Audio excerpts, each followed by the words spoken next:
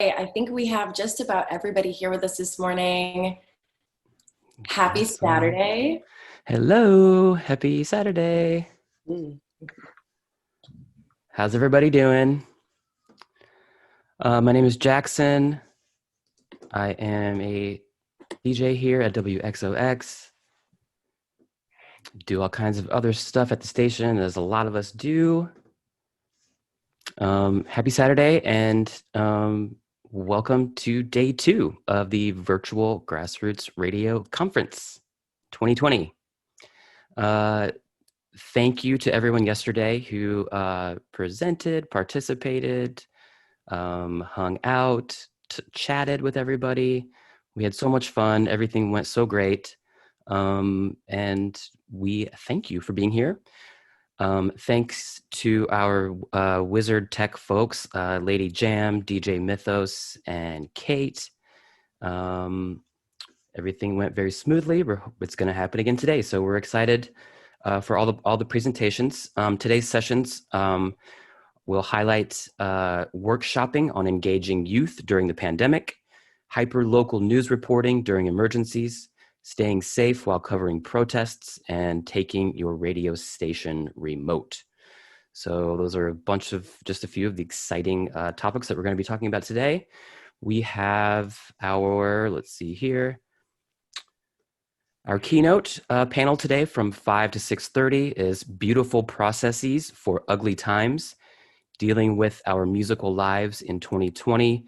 That is going to be moderated by our friend and DJ Will Oldham, also known as Bonnie Prince Billy. Panelists, we have Romel with 2 L's, who performed last night at the Late for Dinner showcase for our after party last night. Jessica Linker, who's the founder of Pitch Perfect PR, and John Langford of the Mekons. After our presentations, we will have our Discord happy hour from 6:30 to 7:30. That was really fun last night. And then from 8 until however late it goes, we are going to have our silent disco over Zoom we're going to be showcasing some DJs of Art FM. I also wanted to mention that if you go to the admissions page, at the top left of the page there, if you can click on the Zoom Lounge hangout space, people have been asking about that. You can click on that anytime and chat with folks who are here at the conference. And it also lists the password there, which is just the word radio with a capital R. Thank you all for being here. It's going to be another great day. I want to introduce XOX DJ Emily Miles, who is going to be here, and she's going to start us off. Good morning. Thank you so much, Jackson. And thank you to all of you. We have a really full house today, which is so wonderful. Happy Saturday. And we all feel lucky to be here this morning with Rashida Burch-Washington. Thank you so much for joining us. I'm going to go through some details about how the session is actually going to run while we keep letting people join us in the room, and then I'm going to let Rashida take it over from there. Because we have so many bright and shining faces, you all are more than welcome to turn your cameras on so we can engage and you can participate in that way. I am going to ask that everybody remains muted, and we actually use the chat feature to participate in that way. If you would like to ask a question or have anything that you would like to discuss further, you can throw that in the chat. I'm going to be moderating that space so that Rashida can focus on her presentation. I'll kind of gather those questions in groups, and we'll go forward like that. So if you have anything, just throw it right in the chat. I'll be adding some details in there as well as we go. We are getting our last few folks joining us. Jackson, thank you again for those announcements. And as we go again, you can add any questions into the chat box before we get started while we let our last few in. I do know we have some really exciting things happening all weekend long, but we want to make sure that you all are having the best experience possible. Please do make sure to fill out your survey for the session. That's at virtualgrc.org/survey. I'll put the link in the chat box as well, so you can have all that info at the end. And there's t-shirts for sale if you'd like to commemorate your wonderful weekend here at Virtual GRC. All right, our last few folks joining us. This morning's session is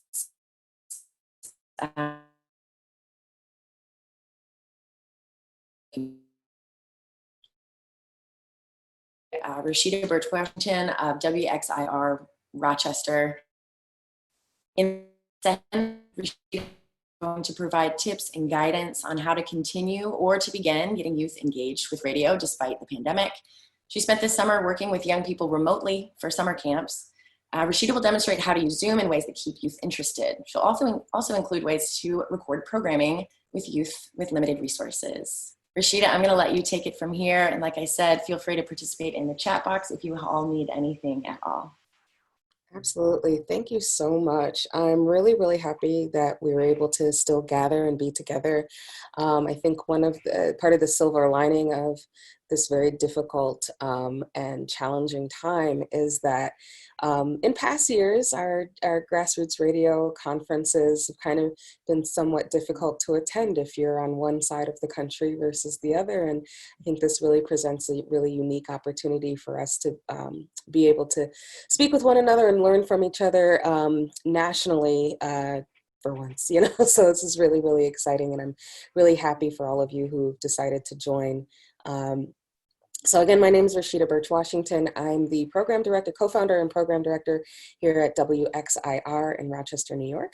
We are a low-power FM station that really focuses on our urban community, because we're located right in the city, in the heart of the city of Rochester. And of course, like many other community stations, we focus on the underrepresented and underprivileged here in our community. One of the things that we really wanted to focus on when we launched our station was having special focus on youth, and that's because they certainly are underrepresented within radio and media in general. And so our station is under RCTV, which is Rochester Community Television. It is a PEG station, a public access television station, which I know is not necessarily the case for most stations, but as a result, it has presented some unique opportunities to us. But in launching the radio station, our focus really has been on getting young people involved. So while we have a lot of adults who are programmers here, we certainly have several programs that are actually completely programmed by young people, by youth, with limited guidance from adults as well. And so I guess I'll go into our presentation. I see that there was something in the chat. I wasn't sure if I needed to respond to that yet. Okay, hi Sheila, I recognize you. And yes, that's another thing I just want to say. It's so nice to see some familiar faces, some new faces. I'm just really, really glad that we're able to get together, even if it is remotely. So, all right, so I'm gonna get into the presentation here. And you'll find that in this presentation, I am going to be focusing pretty heavily on how to get youth engaged, because I know that that's a challenge, whether we're in a pandemic or not. And then we'll also explore how to do that safely while you're unable to have them with you in person. All right, so again, one of the things that I find is really important, and this is why I think engaging youth in our community radio stations are crucial, is because really it's going to be one of the main ways that we sustain grassroots media as you go into the future. As much as we would like to, we can't do this forever. We need to be able to pass this on to someone else. All right, so here's some of the benefits of working with youth. Some people are a little leery of it at times, but it's important to remember a few things. So first and foremost, youth are one of the things that really help to keep media thriving. You know, in any community, anytime you have a youthful presence, of course, it's going to breathe some new life into the media that you are broadcasting, the information that you are sending out. As I said before, they're the future of media. And so it's important that we take the time to actually train them on real life scenarios. It's also a wonderful opportunity to bridge some generational gaps. I think there's this concept that radio, for some, they think it's some dying thing, you know, and while certainly streaming and podcasting are really, really popular among young people, there's definitely still a lure to having an FM presence and being on actual live radio. Young people recognize that, and older people recognize the value of it as well. And of course, this is something that provides opportunities for grant funding for your station, as well as fee-for-service work as well. And so I'll get into that a little bit more later. Of course, by engaging with youth, it's community building, and that's what we're supposed to be doing, right? It's our focus. It's why we're here. We're community radio stations. We care about the communities that we serve, and so we need to be able to consider young people as part of that as well.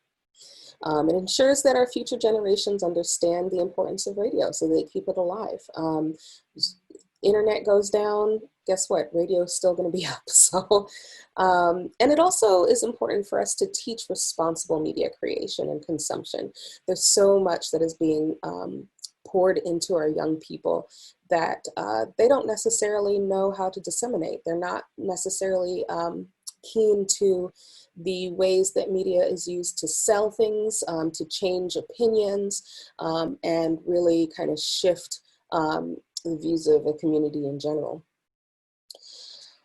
So for bridging the generational gap, it definitely provides an appreciation of each generation. One of the things that I found with working with young people is while I still feel like I'm 18 sometimes, I'm certainly not. I still remember being a teenager, but being a teenager and younger is certainly very different now than it was when I and the rest of us were younger.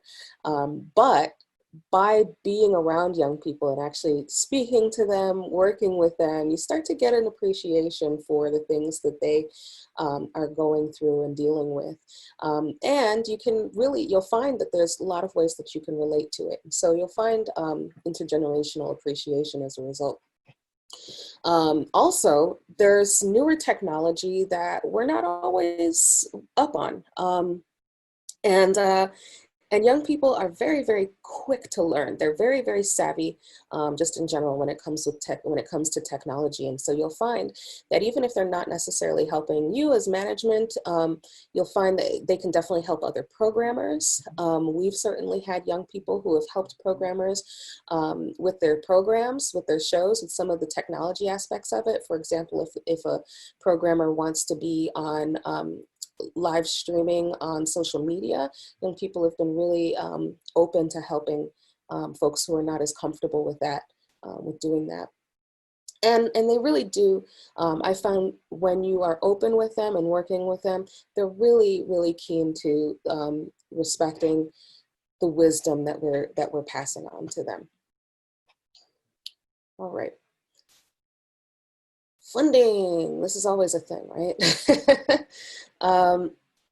You can find that the training that you're providing for young people can certainly be leveraged to provide financial support for your station.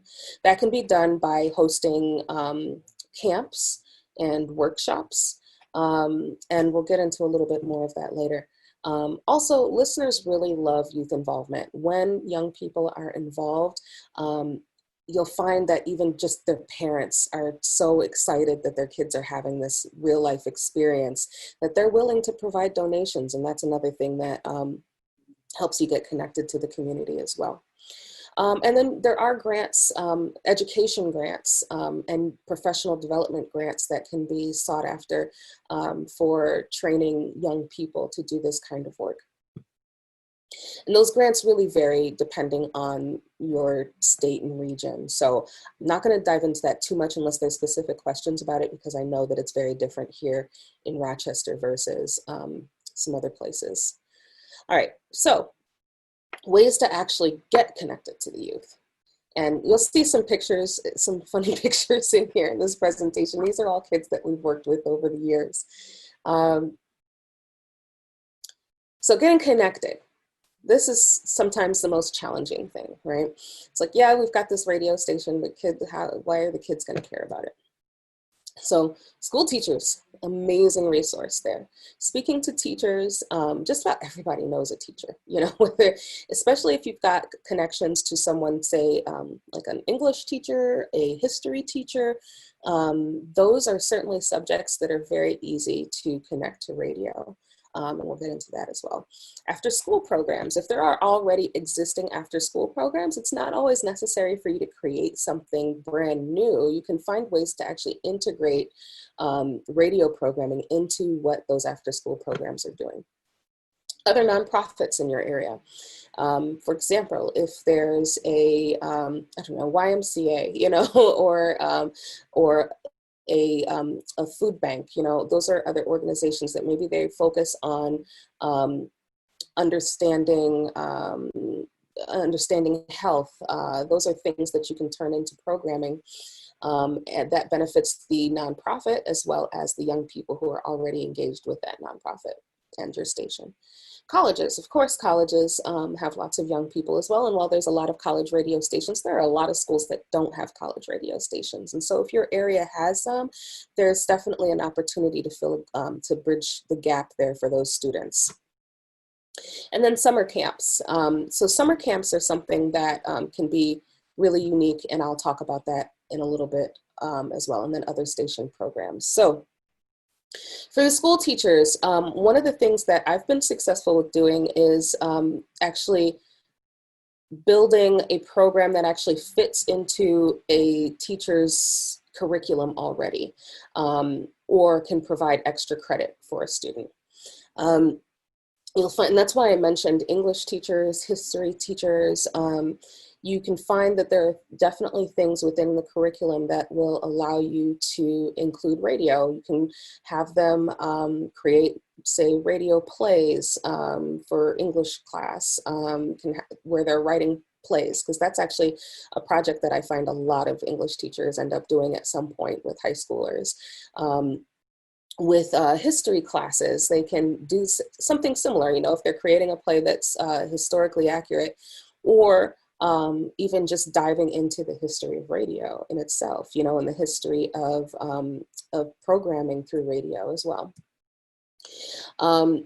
Recreation centers that may be in your area tend to almost always need activities for the kids who are coming to them. So if you live in an area that has recreation centers, it's really, really good idea to get connected to.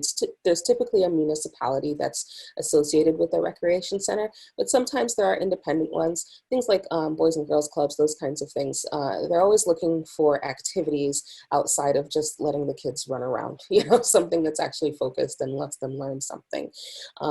You can, once the pandemic is cleared up, you can even offer your radio station up as like a satellite location for students for young people to go to for a program as well. That way they can be in studio. And then also after school clubs as well. So other nonprofits, so creating a radio program that can enhance and cater to the needs of a nonprofit. I talked about that a little bit already. But for example, if there's a health organization that is working with young people, maybe their focus is on teaching kids safe, how to make healthy choices about their bodies, about nutrition, those kinds of things. Those are things that we have found are actually very easily transferred into radio programs.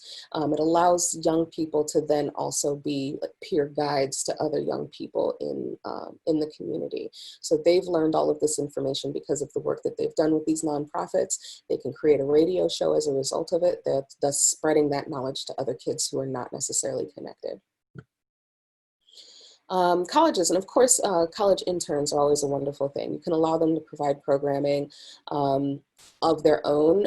I've certainly had some college students who, even though their campus has a radio station, having a separate station just provides it definitely provides more of a unique experience for them to come into a community station versus college station. Some, depending on the college that they're going to, there's a lot, if there's a media program in that school, a lot of those stations tend to be operating like a commercial station.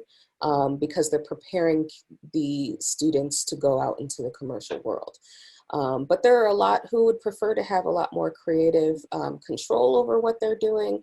And so by allowing them to have radio shows and as, say, an internship that helps them get college credit, they can also help with creating PSAs for the station, those types of things, being out in the community.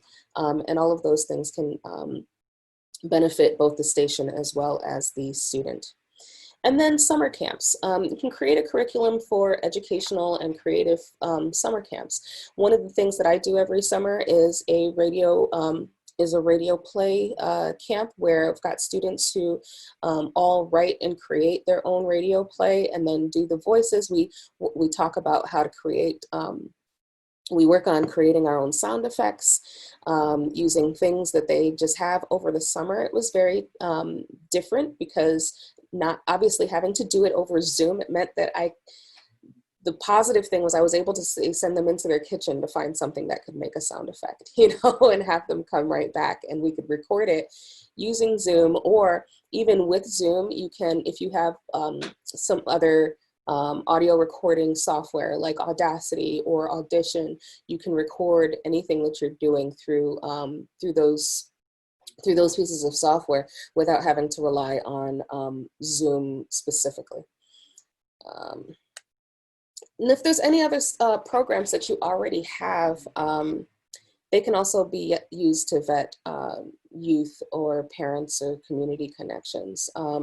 So I guess what I mean by that is if you've already got, if maybe there's something that you do every year, an event, you can bring in, there are young people who are always looking for things like community service. It's something that's typically mandated for a lot of students in order to graduate high school. And so if they can come and be a volunteer, they may also find that, hey, this seems like kind of a cool place to be. I'd be interested in maybe checking out some of the shows and maybe even creating my own show at some point. All right, so now what? We've got youth who are interested in being a part of the station. You've gone through those resources to try to get them. How do you actually keep them engaged?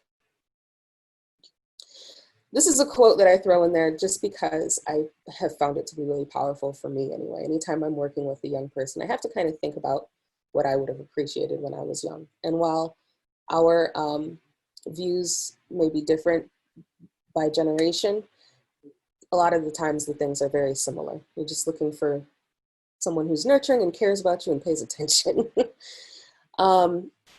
But yeah, so once you've actually started to work with kids, it's very important that you have a clear production goal.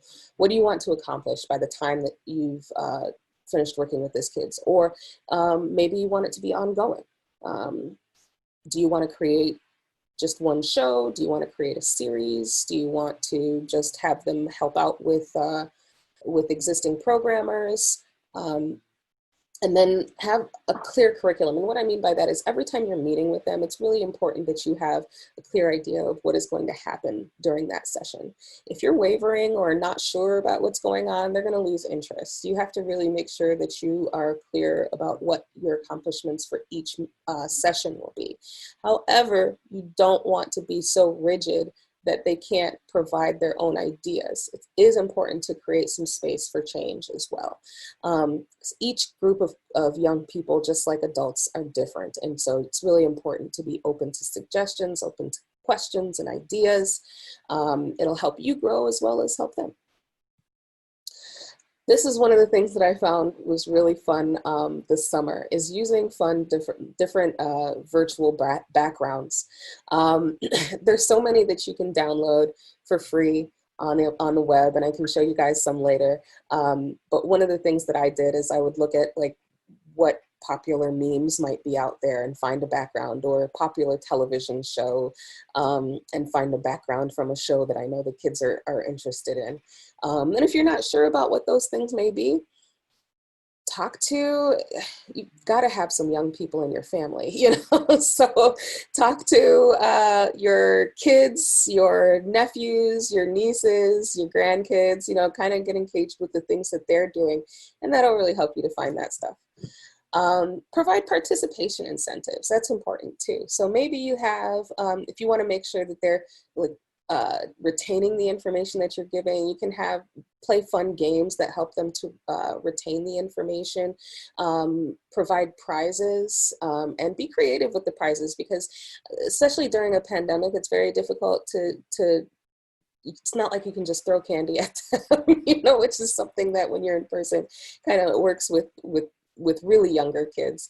But I always find it important to include games in the work that I'm doing with them, especially remotely. And some of the games that you can play are things like Pictionary. Zoom allows you to pull up what's called a whiteboard, and you can allow the other kids to have control of the computer and the screen, and they can draw on it. Let them, some of those incentives can be just allowing them to choose what game you played during your next break.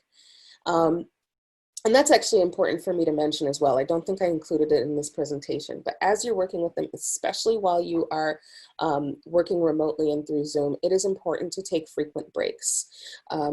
During the camps that I was working with, the camps were really about 4 hours long. That is way too long for kids to just sit in front of the screen. We would take breaks about every 20 minutes. It would be like a 10-minute break every 20 minutes. That way they could go, you know, get a snack, do whatever. We'd come back, we'd play a game, then we'd take care of some business, and then we'd keep going, and that cycle would continue. And hands-on learning. So it's important to trust them. Don't be afraid to let them use equipment. You know, there were some kids that I've worked with that didn't have equipment available to them. I worked heavily with having them use their cell phones, because a lot of kids have cell phones, or their parents' cell phones or tablets for recording sounds. Just using the voice memo app that comes on most devices tends to provide some pretty decent quality audio. But also, when you are going through something, if you're teaching them maybe how to use Audacity, if you're teaching them how to use recording software, allow them to take control of the screen. So you do a screen share, and then there's there is an option that allows you to share control of the screen. So don't be afraid to let them actually do it hands-on, because that's really one of the things that keeps them engaged. If you're just talking to them and just showing them things, they're going to get bored very, very quickly. Social media, yeah, that's in all caps. And that's because most kids are engaged in social media in some way. And so it is important for you to also get some idea of the social media apps that they're using. Now, most of us adults use Facebook. Some of us use Instagram. Kids will tell you that is for old people. They will tell you those are old people programs. The things that they're more interested in are programs like Snapchat. TikTok is huge. So, not saying that you have to necessarily create your own Snapchat account and go crazy on sending snaps or making your own TikTok videos, but at least download the app and get familiar with it. Especially TikTok now, that's a big one, and we don't know how long it'll be available, of course, to us in the US. Who knows what's going to happen there, but it is a huge, huge app, and you'll find that there's so many things within it that will be somewhat relevant to radio, because really the app, it depends on sound. It uses bunch of the same sounds, and people just create different videos to those sounds. So yeah, so definitely get familiar with those things. All right, so now I just want to show you guys some things that have actually worked with our engagement. So what you're hearing now is the beginning of modern radio plays are a great way. Yes.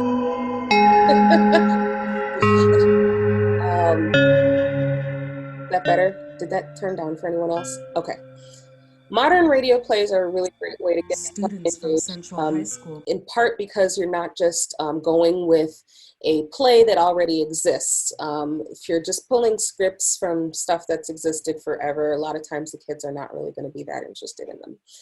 if you allow them to create a story on their own, one that is relevant to today and to the lives that they currently live, you'll find that they'll be very interested and engaged in that. A lot of times it's best to use a lot of humor in them. For some reason, most of the kids that I've worked with are interested in doing scary stories that have comedy, that have a lot of comedy in them. It just works out that way just about every time, it feels like. But I've certainly had some kids who actually created plays that are dealing with real life issues, dealing with issues of feeling insecure, being concerned about violence in their neighborhood. And these are all things that allow them to really express what they're feeling through art. And by creating a curriculum that's catered to the students and fits into their current study in some way, it really is a way that is meaningful, not just to them, but also to, if you're working with schools and teachers, to them as well. So summer camps. The summer camps for modern radio plays, I've talked a little bit about that already. Again, the camps that I've hosted tend to be pretty long. It does require, honestly, one person can host it for your station, but it's a way for you to actually bring in some revenue as well, because parents will pay. Believe it or not, I learned this summer that parents will pay to send their kids to virtual summer camp, as well as in-person camp. So we weren't really sure how that was going to work this year, but it still worked. Granted, the numbers were much smaller, and I'll give you an example. Typically, the camp has, when it's in person, the camp tends to have about 20 kids. And depending on where you live, you'll find that a lot of parents will pay in person like $160 a week or more for their kids to attend camp. So if you've got 20 kids taking that camp, that's a decent chunk of money for the station. It was definitely less this summer. I think they were charged maybe $75, but we also provide scholarships as well, because we don't want accessibility to be an issue for any of the kids. So we always provide space for young people whose families can't afford to send them. We just sponsor them and just let them come on in, because it's really, really important for the kids as well to be connected to people who are in different living circumstances than they are. And I'll tell you, every single time that I've done it, and I've been doing some summer camps for the last 6 years, having kids from different backgrounds has been incredibly rewarding, I think, for all involved. You don't see any of the financial disparities once they're all together, or racial divides or anything. They're just really happy to meet other kids, So it's important to make sure that accessibility is included in whatever you're doing. And then an after-school media literacy program. So specifically dealing with how to decode messages that are sent through media, how to create messages that are positive or helpful for others. Yeah. All right. Extracurricular clubs. So I mentioned before, these are some organizations and opportunities to work with. So Boys and Girls Club, local recreation centers, scouts. So your Boy Scouts, your Girl Scouts, have them create a media patch or a radio patch, for them to gain, and you can work with them in that way. Collaboration with other after-school programs, and with each of these things, make sure that you focus on whatever the media needs of those organizations may be, and create a positive overall experience and a platform for them to utilize. And those organizations, they're all going to be incredibly grateful that you've offered this up. All right, so one of the things that we've also done is, after we've worked with lots of groups, we found, especially for short-term projects, a lot of the kids actually want to stay on. There are some who are just like, okay, this was fun for a while, but I'm ready to do some other things.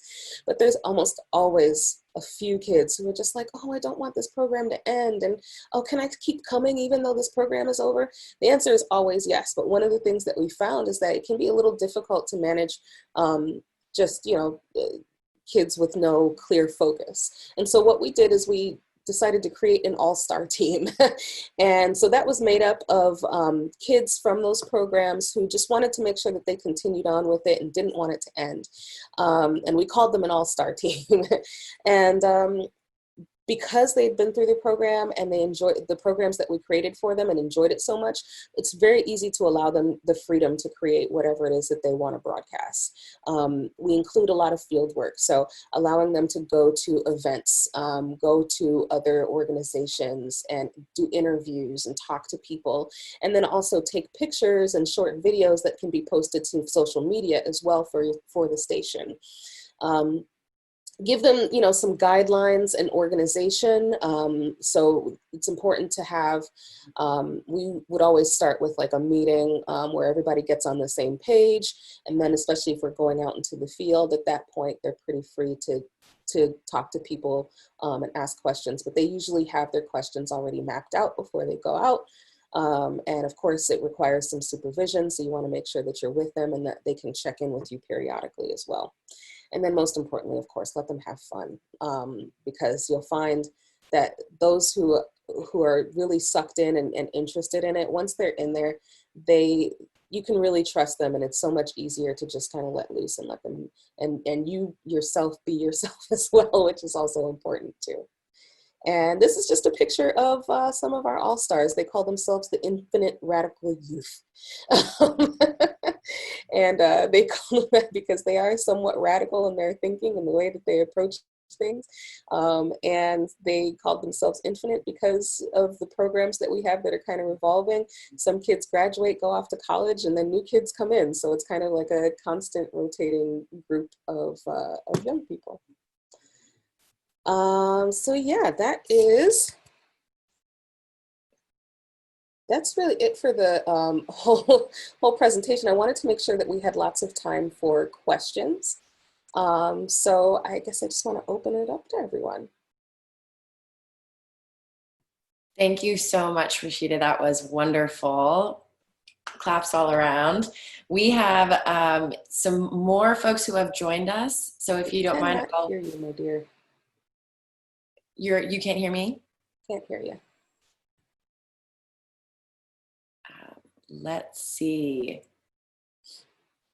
Okay.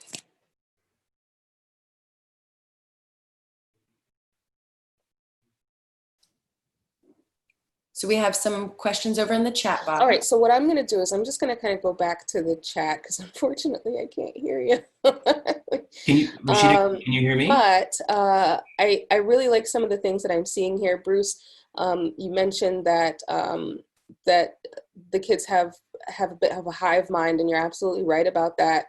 And how TikTok, the rise of TikTok is a good idea of connecting. And hi there, Jim. So yeah, Generation Z, I mean, that is, sorry, let me see if that's even.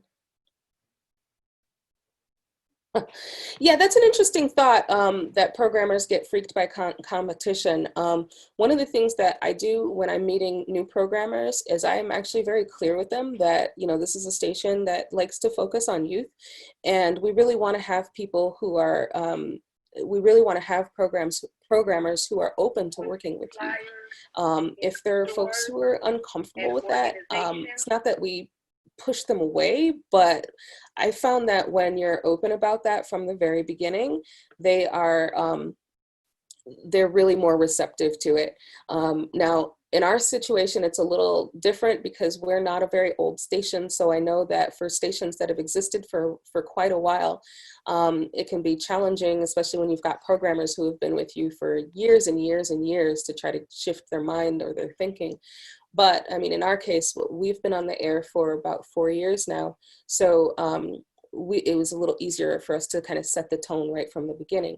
But I would say for any stations that have been around for a while, as you're bringing in new programmers, to make that clear when you're meeting with potential programmers, that that's something that you want to do as a station. And I think you'll find that people will be really open to it. How do I handle continuity and consistency? This is from Ruth. She says, my experience is that high school students started programs but bowed out early on because of scheduling, family, other event type issues. That's a very good point. And it's true. There have been situations where we've had people who've bowed out. One of the biggest competitions is sports, for us anyway. Kids who are doing after school programs who are involved in sports, or maybe they're involved in theater or whatever the case may be. No, Sometimes no, their I wasn't. No. schedules don't allow them to stay consistent. For us, it's important to just be flexible and recognize that that's the case. Most of them want to continue with the programming that we're doing.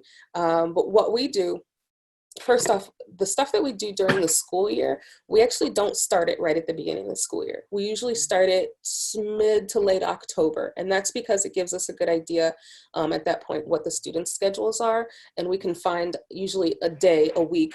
We don't ask too much of their time, but we'll find like one day a week that they can meet, even if it's just for 2 hours to create. And then sometimes, sure, kids, there might be some weeks where someone can't come, some weeks where they can, and that's all right as long as they understand, as long as they stay connected to what's going on. So it does require communication outside of your meetings as well. So even if they're not necessarily meeting with us, they may have an assignment, you know, that we give them. So you're not going to be here this week, so here's a recorder, here's a Zoom recorder, take that, and we're just going to ask you to talk to some people during your breaks or whatever, during your practice or rehearsal that you're doing. And that also creates content as well.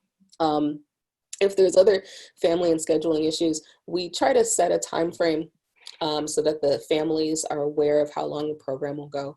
So even though, for example, our All-Star program runs throughout the school year, typically runs from October through May. And in part, that's because, especially for our school system, they start to have finals in June. And so we want to give them enough time to not be distracted from making sure that their schoolwork is still going well. But I hope that answers your question. Let's see here. Next, he came walking and wanting to learn how to be a DJ. But yes, so for DJs, for kids, because there are totally kids who want to learn how to be DJs, and one of the best ways they can do that is from learning from adults who are already DJs. And our DJs have been really great in allowing kids to come in and shadow them. You know, some DJs have taken on their own personal like youth intern, which has been really cool. And those are all things. Thank you, Sharon. That's really sweet. Good idea. School newspapers, because anyone who's already interested in journalism is typically very open to converting that to audio journalism as well. Oh, cool backgrounds. Okay, so I think I mentioned that I would show you some. So one of the ones that the kids really liked, so when the pandemic first hit, this was a fun background that we used because of course everybody was obsessed with buying up all the toilet paper. So that was definitely one. Had kids who loved Game of Thrones, so we had the Iron Throne. This is one from a show called Bob's Burgers. This is the this was a popular show. This is actually from a meme. So this is a video background. This is a meme that says everything is okay, you know, even though there's fire and smoke all around you. And this one is actually my personal favorite, although it can make you a little dizzy. It makes you seem like you're on a roller coaster. But there's lots of good ones, you know, Tiger King, the Bellagio Hotel is a fun, spooky one. The Office, for some, the teenagers are very big into The Office right now for some reason, even though it's kind of old. But yeah, so those are just some examples of ones that that I've used with the kids. Let's see. All right, age group, what do I recommend for age group? Okay, so it really depends on what it is that you're trying to create. If you're working on radio plays, you'll find that you can actually work with a pretty wide range of young people. So this summer, the youngest kid I had, I believe, was probably 11. 10 or 11 years old, and then the oldest I had was 16. And that was just in one group. And what was great about that is because of that wide range, they had their ideas were kind of wild, and we were able to cover kind of a broad spectrum of ages. With the radio stuff, when you're able to do things in person, you'll find it is easier to work with younger kids. I've certainly worked with kids as young as 7, I think. Just trying to think back, as young as 7. And for them, it was more so about like reading and writing, as well as being able to be on air talent. We've certainly taught them how to use the boards and how to do those kinds of things. It's just their interest was more in being on air talent at that age. And they just thought it was cool that they were being on the radio. But I've had greatest success working with teenagers when it comes to radio. But yeah, I don't recommend working with kids younger than 7 unless they're really, really mature, just because it does require a little more patience and focus, especially when working remotely. Rashida, are you able to hear me now? How do you find good teachers or leaders for these efforts, existing station staff or others? So in our case, it's existing station staff. And in some cases, it's also our volunteers and programmers. Most of the time when we're working with kids in actual like programs and things that are involved, that are actually bringing in funding, we use our staff for that. And then outside of that, if there's things that we're just doing as like community service, sometimes it's our staff, but a lot of times it's our volunteers, our programmers, who will kind of bring on a young person as like an intern or a shadow, that kind of thing. Oh, am I still too? Okay. I saw something. Is my volume down perhaps? Can you hear us now? I can, yeah. Okay, great. Sorry about that. You jumped right in and handled it all perfectly. I did just want to, if you don't mind, there is a session starting in another room. If any of you are interested, we can keep hanging out, but just to give everybody else a heads up, if you're interested, this has been wonderful, but we have lots of other questions. And like I said, I'm happy to hang out. We can actually start unmuting ourselves and engage in conversation if you'd like to do it that way, or we can keep going off of the chat. Thank you for everybody who has joined us so far. And we do want to thank all of our stations for participating. Individually, each of our stations has the power to save lives, energize voters, and comfort our neighbors in their time of need. Together, we can amplify cultures, start movements, and inspire new ways of life. We'd also like to thank our sponsors who recognize the importance of college and community radio, Pacifica Network, SCMS Broadcast Equipment Solutions, Spinitron, Broadcast Tool and Die, and Mad Pixel Art and Design. And Rashida Burch-Washington here with us. Thank you so much. This has been a wonderful conversation. I'm seeing some folks take off. For those who are still here though, Rashida, folks have the ability to unmute themselves. Sure. So if anybody wants to jump in, or we can read off of the chat. Oh, I am so jealous of wherever Kara is. I'm sorry. I just Kara! Oh my gosh. Wow. Who needs a virtual background? My goodness. I know. Rashida, I wanted to ask you some questions. My name is Jim Dingman. I'm from Pacifica, from WBAI in New York. And my experience, this is great to listen to what you've been doing. It's really exciting. My problem in the network is that there's tremendous resistance against this because basically the age of the average producer at, let's say, in New York is about 60 years old. And they don't want to bring young people in. And we're always fighting about that. One time a person came walking into WBAI from one of the specialized high schools in New York and wanted to do a talent show.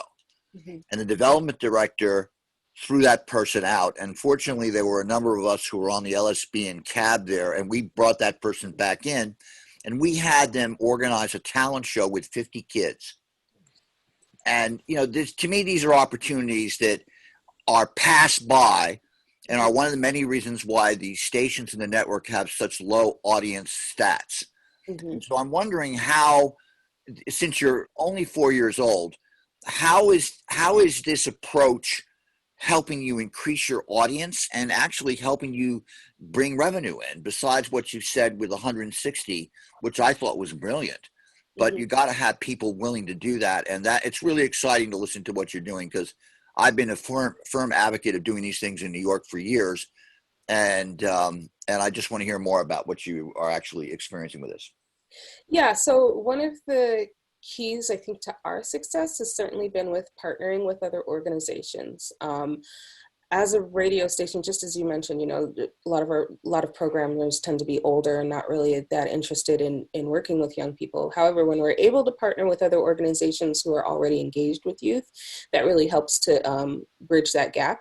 In terms of like the actual resistance, in our situation, honestly, we really haven't experienced that. I guess our community is somewhat unique in that we, the people that we are around are very interested in engaging with the young people that are in our community. I think it's really important for any station manager to really stress the importance of young people being community, and this is in that your station is a community station. Recognizing that they are underrepresented and deserve a voice as well. Of course, you're going to have those stubborn people who are just not going to change their minds about it. But in my opinion, it's something that's crucial for our community. And if you're really, you know, a station that is looking to serve your community, that's something you have to focus on, and the people that you're working with have to understand and agree to that as well.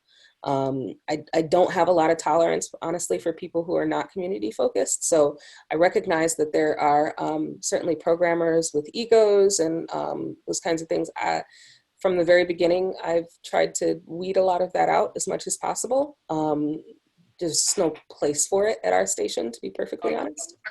In terms of the revenues, some of the summer camps that I've done are in partnership with other organizations. And one of the beauties of that is that they can handle some of the administrative stuff, you know, in terms of registration, in terms of even the billing.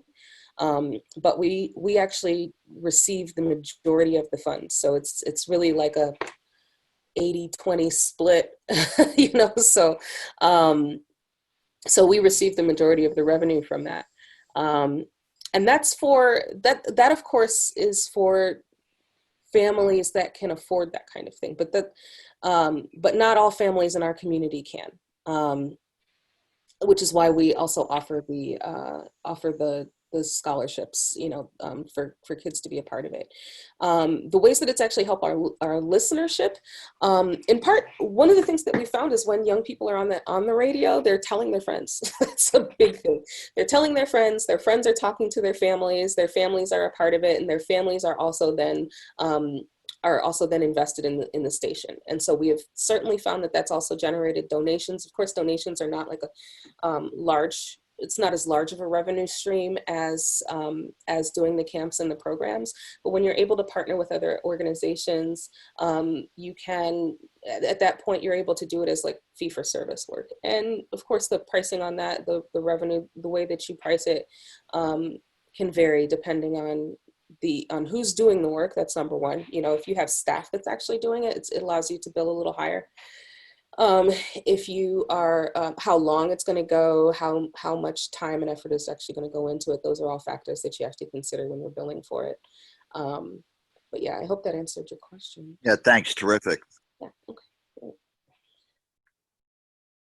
Oh, I saw a question in the chat too about how to handle parent permission. We do actually have a permission form that I'd be happy to share with folks that we use. It's one that does cover, you know, that your children will be engaged in broadcasting through such and such mediums, you know, through the FM station. In our case, because we are connected to the television station, we also do a simulcast with some kids. So they do a television, radio, web stream simulcast. And so we make sure to include those things, let them just lay out the parameters of what you expect is going to be happening. There'll be times when we leave the station. You give them permission to, say, take public transportation if we're going to leave the station, or to ride with a staff member. But I'd be happy to share that with folks after this session. I can send that via email, and I would hope that someone can distribute it. Yes, we can definitely do that. Just as a model. Let's see here. If you had, if anybody else has a question, feel free to just unmute yourself and you're welcome to. I'd like to ask you another question, Rashida. Sure. Can you give us examples of how you're teaching kids to write for radio, or how you're teaching them about radio art, if you will? I say that in quotes. Sure, yeah.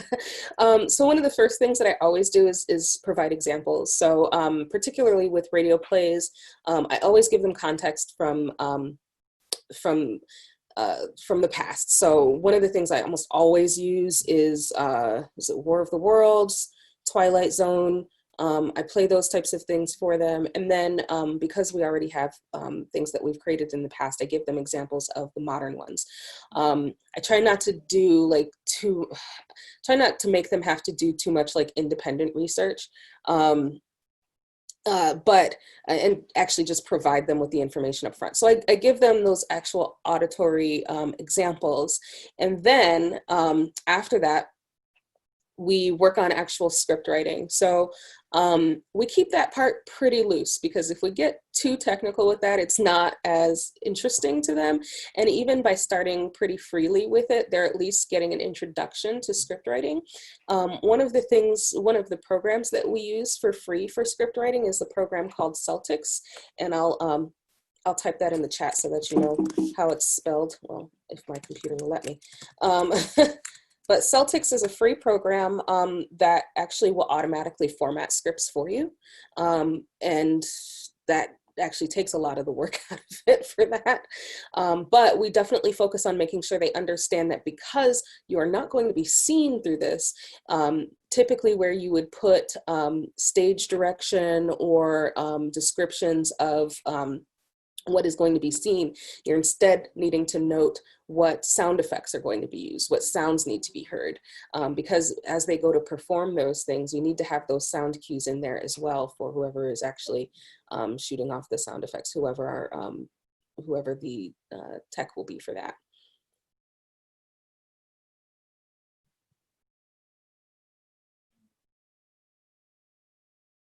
The link.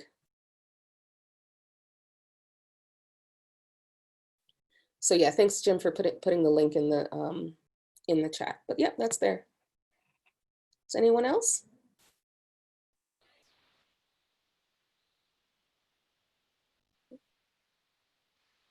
Crickets. I think you managed to make through every single question in the chat box too, which is so impressive. Okay. It looks like we've got a question about creating curriculum. Sure. So part of that really starts with when I'm creating curriculum, it happens mostly when I'm working collaboratively. So first, it's important to meet with the organization that you're working with to understand what their goals are. The curriculum that I create tends to be something that's pretty simple and focused because I want to be able to pass it on to other people if necessary. And so the curriculum could just be something as simple as a daily outline of what you're actually doing, along with extra materials that will be used as references.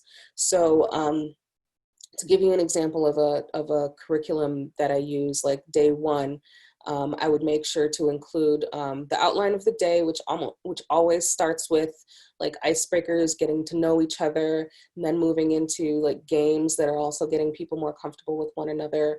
And then going into the history of radio, talking about the history of when we're doing the radio plays, going into the history of the radio plays and including that media I talked about before, playing examples from historic things, and letting them know how those radio plays impacted society at that time as well. Because it's one thing to just play War of the Worlds and they're like, oh, okay, whatever. But actually talking to them about how people reacted to what they heard, you know, and that really helps to give them the understanding of the power of something like that. And then moving on through how we'll actually create our own. So we'll talk at that point, we'll start to talk a little bit about script writing, about how to create sound effects. I almost always include a Foley presentation as well, even though Foley is supposed to be, you know, typically connected to film. Kids tend to be really interested in that. So there's lots of cool free YouTube videos that you can watch together of Foley artists creating different sounds, and then giving them the opportunity to create their own sounds as well. So I hope that kind of gives you an idea of how to create it. So just knowing where your starting point is, what your actual, what your end result is supposed to be, and then kind of trying to fill in the gaps there and how to get there. Games, how often am I using them? Pretty frequently, actually. So if I have a 4-hour camp, during that 4-hour camp, we usually will have played 2 games. Back when I was doing full day camps, it was not much different, maybe 2 or 3 times. So we use it as an opportunity to kind of bring people together and also start to get focused again too. And the games that we use, I mentioned Pictionary as one, but there's also other ones like, one that I really like is a game called Mafia, which is it's a storytelling game, which allows them to try to figure out who villains are, who their saviors may be, that kind of thing. But it requires some storytelling, some improvisational storytelling as well. So that really helps to get their creative minds spinning and going. But those are the types of things that, or like 2 Truths and a Lie is another one that's really easy to play from anywhere. But yeah. Thank you, Jim, for the Norman Corwin as well.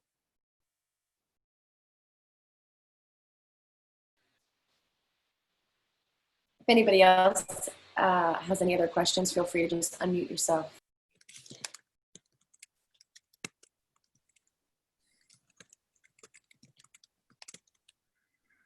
You can also Google, that's one of the things that I had to do too.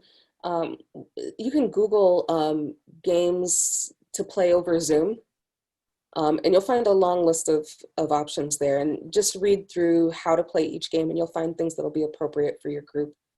But I'll list some of the things that I just mentioned.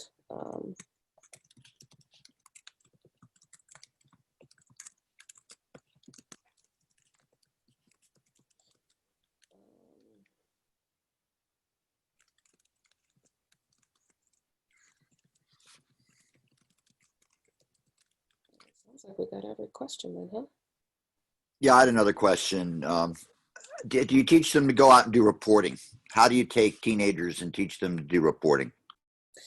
So for that, it's very important to, make sure that you're teaching them about responsible reporting, making sure that you're sticking to facts, and with them, also because of the nature of the station, how to do unbiased reporting. So honestly, you can teach them in very similar ways that you would teach adults. They'll be very receptive to it. The difference though, is that the things that they're gonna be reporting on are probably not gonna be things like, you know, politics and those kinds of things. They're more likely to actually report on things that matter to them. So they may go to, gosh, I'm trying to think of an example here. We had some kids go to a local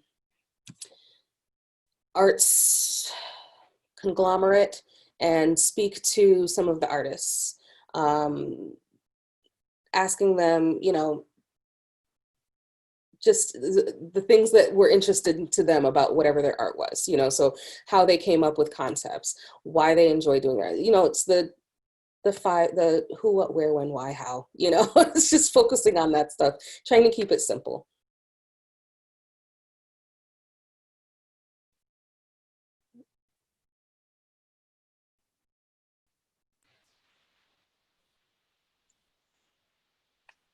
Rashida, this has been awesome. You have covered so much. I feel like we all just did a full-on training with you. Good. And I'm going to put my email in the chat in case anybody wants to reach out to me with any other questions you may think of later. Yeah, and feel free to reach out. Thank you for sharing that. Mhm. Does anybody else have anything they'd like to talk about? We can hang out here just about as long as we want. I know there's other sessions going on, but I don't want to take too much of your time either, Rashida. It's very much up to you. Well, I'd like to know if other stations have been doing things like this. I mean, bringing in kids. I mean, because I personally think this is the great weakness of a lot of community radio stations, their unwillingness to do this. And I'm just wondering if that's in fact a prevalent institutional phenomena throughout the different stations. Yeah. I'm just wondering what your reflections are, Rashida, or what other people have to say about this. Yeah, I'd be interested to hear from some other folks too. I mean, I would say that I think the hesitation has got to be something that definitely changes. I mean, as we continue to move, if we want radio to continue to exist, we've got to get out of that mindset that, you know, kids are, I don't even know. I guess for me, it's a little different because I've always liked kids. I've always liked kids. I've liked working with kids, but that's not for everybody, and I understand that. But it's really important to shift our understanding and our thinking of how to keep them engaged. And nobody's saying that you have to bring toddlers into your station. I mean, that'd be ridiculous. But their kids are incredibly intelligent. They know so much more than I think we give them credit for. And by continuing to not provide a platform for them, all we're doing is really shooting ourselves in the foot as we move forward. I will say one thing we've done at WXOX that's been hugely successful is partnering with a journalism class at a local high school. So they actually work with their teacher. I think something that I feel like is an interruption, or it can be difficult, is that it's a lot of responsibility. And stations feel like it's a lot of responsibility to work on programming and training and all of that. So by working with the class, they do all of the storyboarding and writing out and everything. And then we handle just the in-studio training, which is kind of a nice mix, and could be a way for a station, I would think, to like try to jump into it, dip your toe into doing youth programming, is that your only responsibility is FCC regulations. Yep.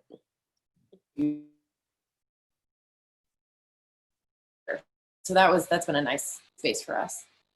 Yeah. You're absolutely right about that.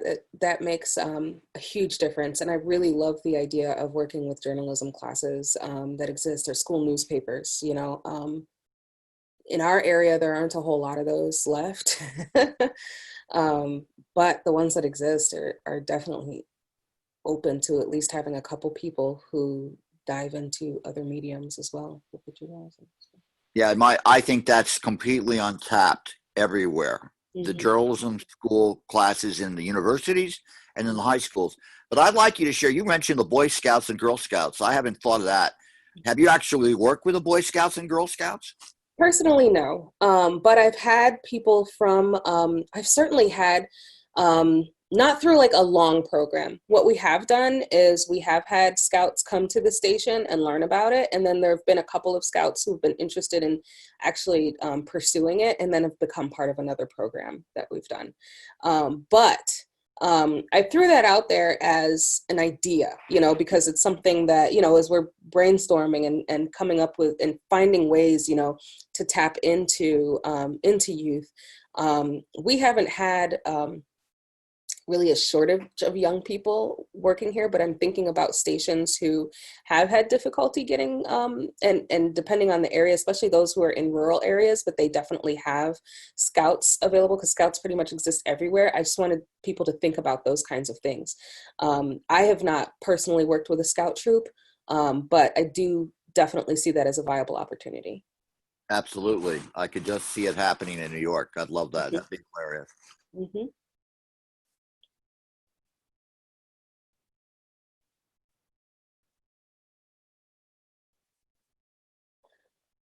All right, well, I guess what I'll say is from here, if anybody has any other questions that maybe we didn't get to today, my email address is in the chat. I'd be happy to answer any questions later on. Feel free to reach out to me. I'm also on Facebook, even though I talked about how it's old people social media. I'm on Facebook, and you can certainly connect with me there. And yeah, I mean, otherwise, I'm really, really grateful for all of you who attended. I hope you are going to use this information and that you'll be successful with it. Yeah. Awesome. Rashida, this was so wonderful. Thank you so much. As we said, your email is there in the chat. There's also other spaces to chat if you're interested in joining those. So if you go to the virtual GRC website, you can join an open chat room all day long. So you could schedule to have a little hangout or do whatever you'd like there, which is kind of nice. We have a Zoom disco tonight that should be pretty fun for everyone to gather in. And we've got some of our favorite DJs from WXOX who will be playing lots of fun music for us. And that kind of wraps it up on our end. Thank you all so much for joining today. Yes, thank you so much. Thanks a lot.